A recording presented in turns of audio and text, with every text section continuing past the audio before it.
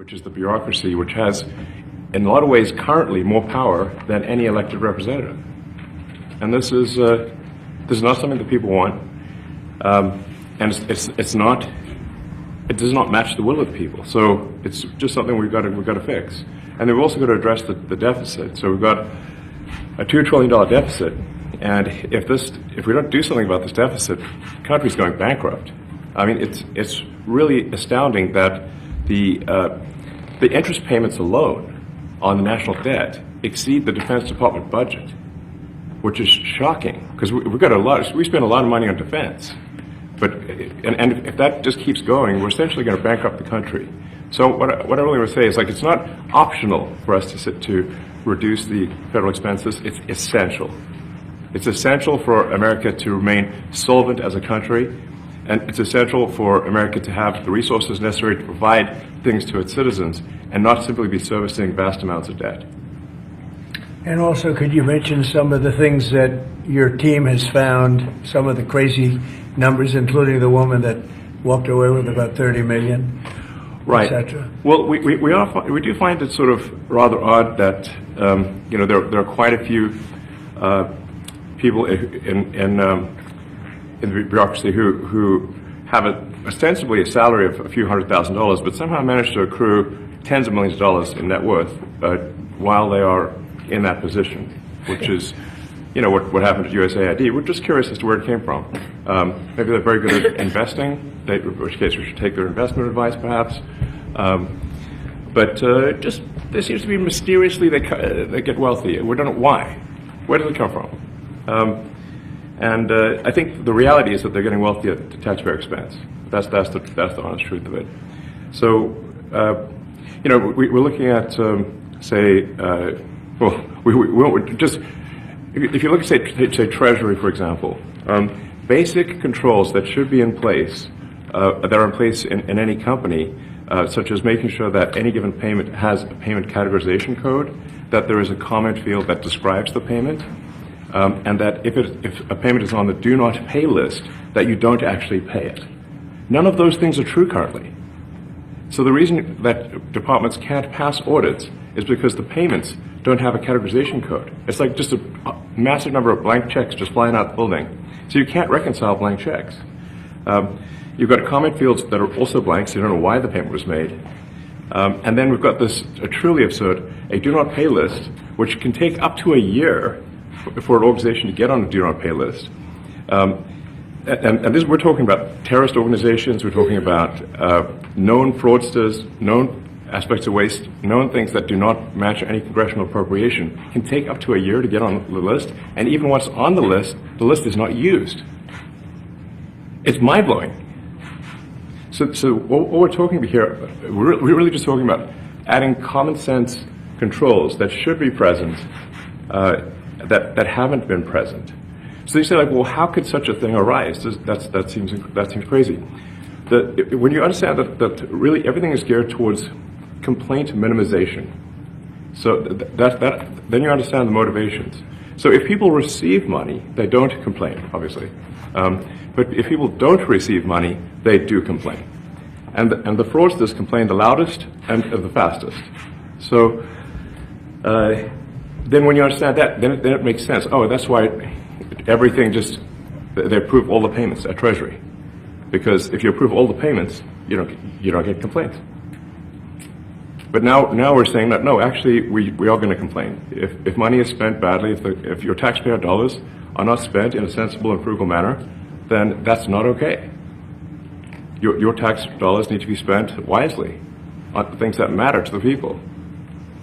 I mean, these things, it's just common sense. It's not draconian or radical, I think. It's really just saying, let's look at each of these expenditures and say, is this actually in the best interest of the people? And if it is, it's approved. If it's not, we should think about it. So, there's crazy things like just cursory examination of Social Security, and we've got people in there that are 150 years old.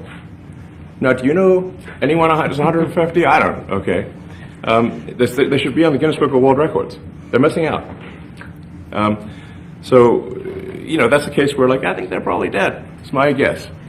or they should be very famous, one of the two. And then there's a whole bunch of Social Security payments where there's no identifying information. Well, like, why is there no identifying information? Obviously, we want to make sure that people who deserve to receive Social Security do receive it, and that they receive it quickly and accurately. Also, another crazy thing. So, you know, one of the things is like we are trying to sort of right-size the federal bureaucracy, just make sure that this obviously there needs to be a lot of people working for the federal government, but not as many as currently. So we're saying, well, okay, well, if people can retire, you know, with full benefits and everything, that would be good. They can retire, get their retirement payments, everything.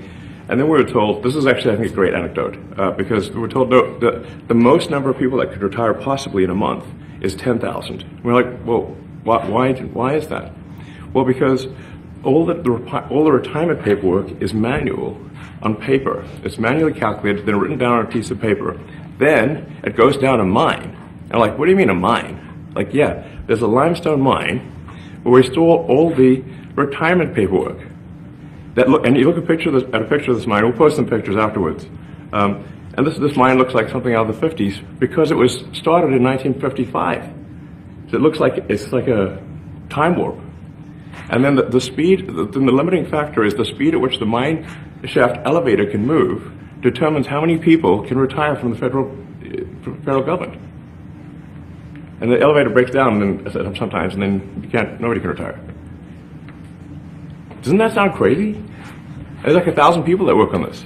So I think if we take those people and say, like, you know what, instead of working in a mine shaft and carrying manila envelopes to, you know, boxes in a mine shaft, you could do practically anything else, and you would add to the goods and services of the United States in a more useful way. So anyway, so I think, you know, that's an example.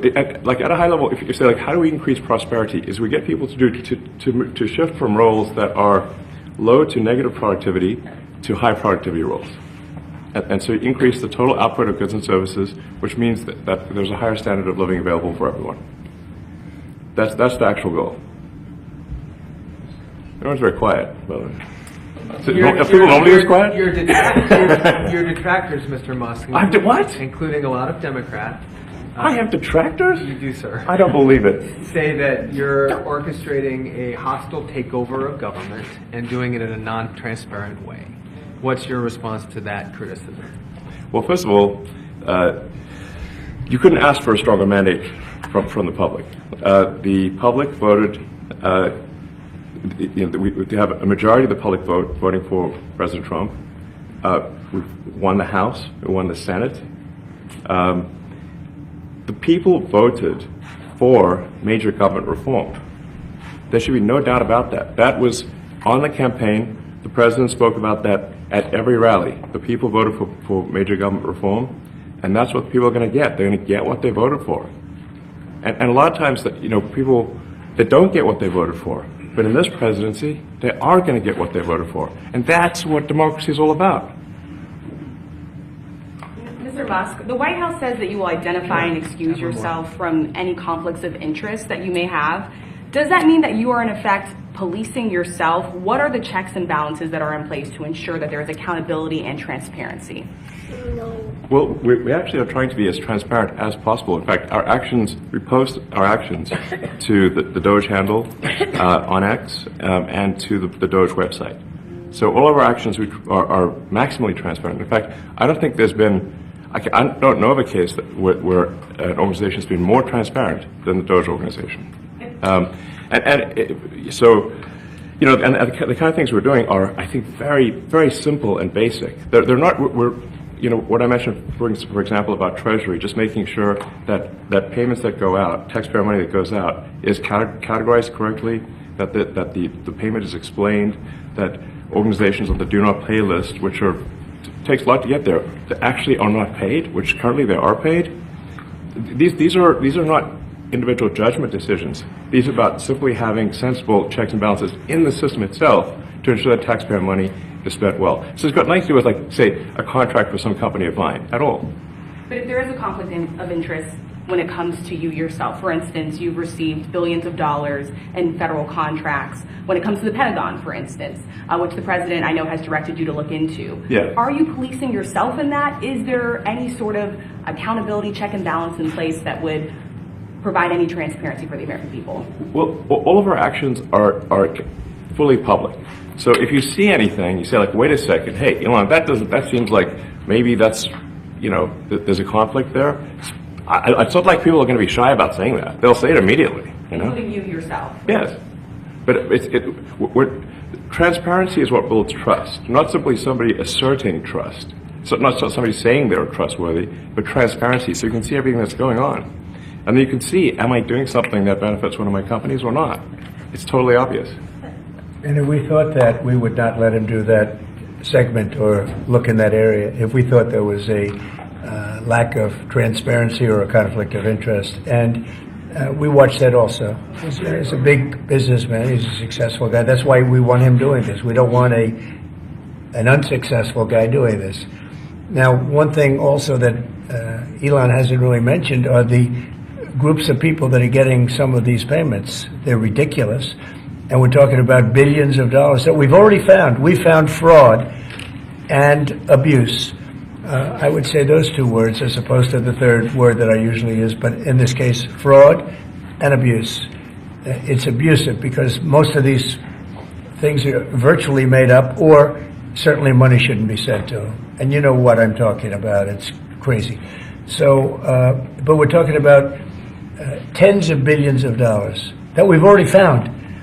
And now a judge who's an activist judge wants to try and stop us from doing this. Why? Why would they want to do that? I campaigned on this. I campaigned on the fact that I said government is corrupt. And it is very corrupt. It's very, very, it's also foolish. As an example, a man has a contract for 3 months and the contract ends, but they keep paying him for the next 20 years, because nobody ends a contract. You get a lot of that. You have a contract that's a 3-month contract. Now, normally, if you're in a small, in all fairness, it's the size of this thing is so big. Yeah. But if you have a contract and you're in a regular business, you end the contract in 3 months. It's a consultant. Here's a contract for 3 months, but it goes on for 20 years. And the guy doesn't say that he got money for 20 years. They don't say it. They just keep getting checks month after month, and you have various things like that, and even much worse than that, actually, much worse. And I guess you call that incompetence, maybe. Yeah. It could be corruption. It could be a deal's made on both sides, where the guy gets some money, he kicks. I think there's a lot of kickback here. I see a lot of kickback here. There's a lot of kickbacks. A tremendous kickback, because nobody could be so stupid to give out some of these contracts, so he has to get a kickback. So that's what I got elected for, that and borders and military and a lot of things, but this is a big part of it. And I hope that the court system is going to allow us to do what we have to do. We got elected to among other things, find all of this fraud, abuse, all of this horrible stuff going on. And we've already found billions of dollars, not like a little bit, billions, many billions of dollars. And when you get down to it, it's going to be probably close to $1 trillion. It could be close to $1 trillion that we're going to find. That will have quite an impact on the budget. And you'll go to a judge where they handpick a judge, and he has certain leanings. I'm not knocking anybody for that, but he has certain leanings. And he wants us to stop looking. How do you stop looking? I mean, we've already found it. We have a case in New York where a hotel has paid $59 million, $59 million because it's housing migrants, illegal migrants, all illegal, I believe. And they were being paid twice the normal room rate at 100% occupancy. Unbelievable. So it's a racket. Mr. Musk, can I ask you a question? Well, if I may sort of just going for the President's comments, at a high level, you say, what are the two ingredients that are really necessary in order to cut the budget deficit in half from $2 trillion to $1 trillion? And it's really two things: competence and caring.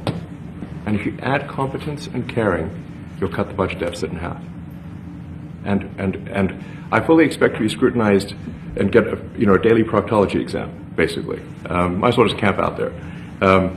So it's not like I think I can get away with something. I'll be scrutinized nonstop. But with the support of the president, we can cut the budget deficit in half from $2 trillion to $1 trillion, and then with deregulation, because there's a lot of sort of regulations that don't ultimately serve the public good. We need to free the builders of America to build, and if we do that, that means I think we can get the economic growth to be maybe 3-4%, maybe 5%. And that means if you can get $1 trillion of economic growth and you cut the budget deficit by $1 trillion, between now and next year, there is no inflation. There's no inflation in 26. And if the government is not borrowing as much, it means that interest costs decline. So the mortgage, their car payment, their credit card bills, anything, their student debt, the monthly payments drop. That's a fantastic scenario for the average American.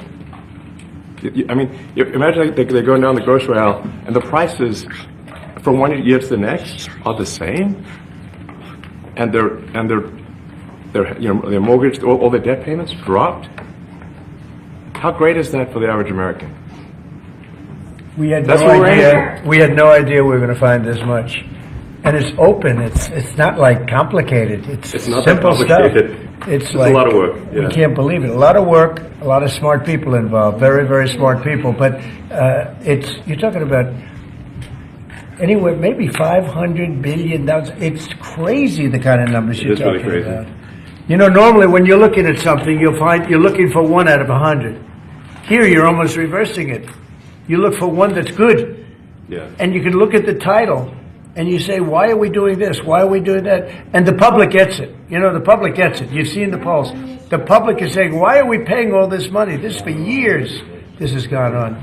Mr. Musk, Yeah, go ahead. Wait, go ahead. Senator Rand Paul today said that DOGE cuts will ultimately need a vote in Congress. Do you agree with that? Is that the plan? I really don't know. I know this. We're finding tremendous fraud and tremendous abuse. If I need a vote of Congress to find fraud and abuse, it's fine with me. I think we'll get the vote, although there'll be some people that wouldn't vote. And how could a judge want to hold us back from finding all of this fraud and finding all of this incompetence? Why would that happen? Why would even Congress want to do that? Now, Congress, if we do need a vote, I think we'd get a very easy vote because we have a track record now. We've already found billions of dollars of abuse, incompetence, and corruption. A lot of corruption. If a judge does block one of your policies, part of your agenda, will you abide by that ruling? Will you comply Well, I with that always order? abide by the courts, and then I'll have to appeal it. But then what he's done is he slowed down the momentum, and it gives crooked people more time to cover up the books. You know, if a person's crooked and they get caught, other people see that, and all of a sudden it becomes harder later on. So, yeah, the answer is I always abide by the courts, always abide by them, and will appeal.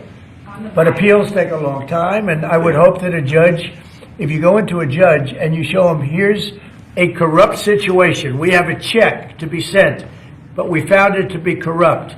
Do you want us to send this corrupt check to a person, or do you want us not to give it and give it back to the taxpayer? I would hope a judge would say, don't send it, give it back to the taxpayer. Yeah, if I can add to that, what we're finding is that a bunch of the fraud is not even going to Americans. So I think we can all agree that if there's going to be fraud, it should at least go to Americans. But a bunch of the fraud rings that are operating in the United States and taking advantage of the federal government, especially in the entitlements programs, are actually foreign fraud rings. They're operating in other countries and actually exporting money to other countries. We should stop that. Mr. Musk, and this is big numbers. Talk about $100 to $200 billion a year. Sure. Serious money. Mr. Musk, you said on X that an example of the fraud that you have cited was $50 million of condoms was sent to Gaza.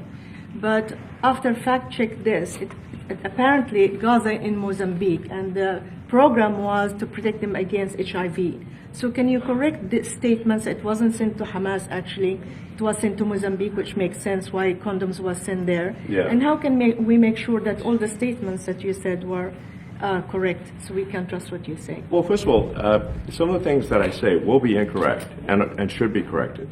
So nobody's going to bat 1,000. I mean, we will make mistakes, but we'll act quickly to correct any mistakes. So you know, if the, I'm not sure we should be sending $50 million worth of condoms to anywhere, frankly.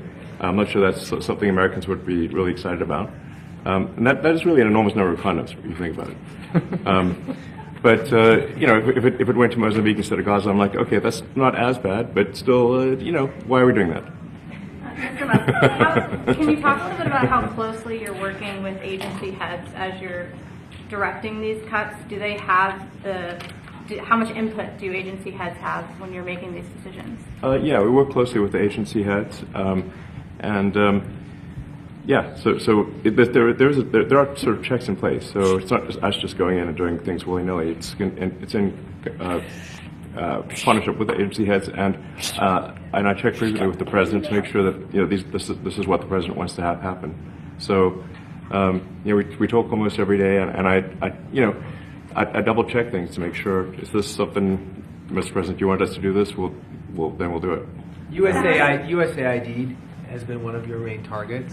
Are you concerned at all that some of the cuts or that shutting that agency altogether may lead to diseases or other bigger problems starting in other countries that then come to the United States? Yeah, so that's an interesting example. So that's something where we work closely with the State Department and Secretary Rubio. And we have, for example, turned on funding for Ebola prevention and for HIV prevention. Left that, you said? Yes, correct.